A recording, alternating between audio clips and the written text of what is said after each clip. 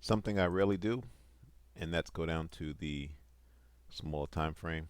And as we can see, a week ago, Faraday Future stock surged in the last week amid a gigantic short squeeze rally. The rise in Faraday stock began during the brief meme stock resurgence, but has contained itself after the fact. Faraday recently disclosed that it would not meet the deadline for filing its 10Q form, and that only means bad news.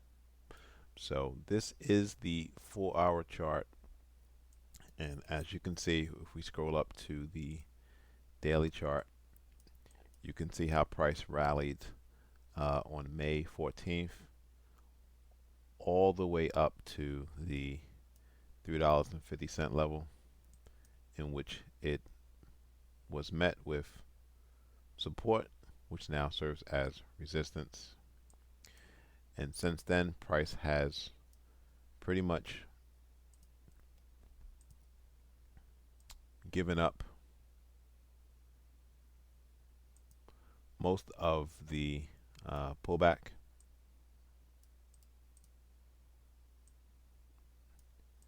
Roughly at the 61.8% retracement. Now taking this down back to the 4-hour chart, and then looking at the 1-hour chart, we can see we had somewhat of an island reversal, not quite, but this is a rally, base and candle, and then the drop. So this is where price formed a sell level at near that $3.75 level. We can see a gap pull back to what was resistance. So this $2.20 would be a level of interest.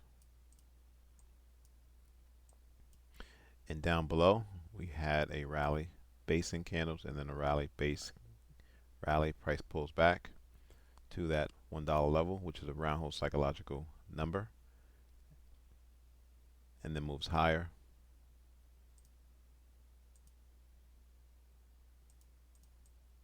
So there are your levels of interest.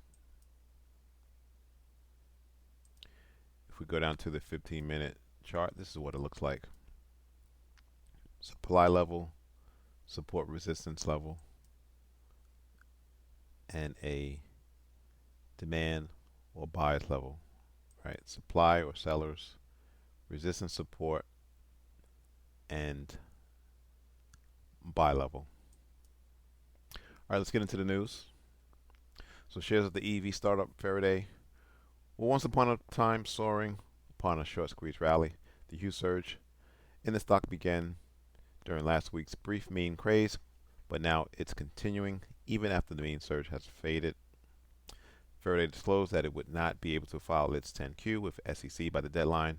Filed quarterly 10Q forms include unaudited financial statements and are supposed to provide investors with a continuing view of the company's financial position during the year.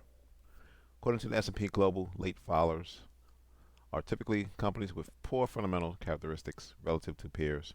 Investors may want to consider avoiding or short selling these firms. Now in Q3 2023, the last period of which financial information about the firm is available, Faraday generated revenue of $600,000 and an operating loss of $66.5 million. All right, so fundamentally, should never have gone this high, which is why price has collapsed. And the chart suggests price is going to continue resuming its downtrend,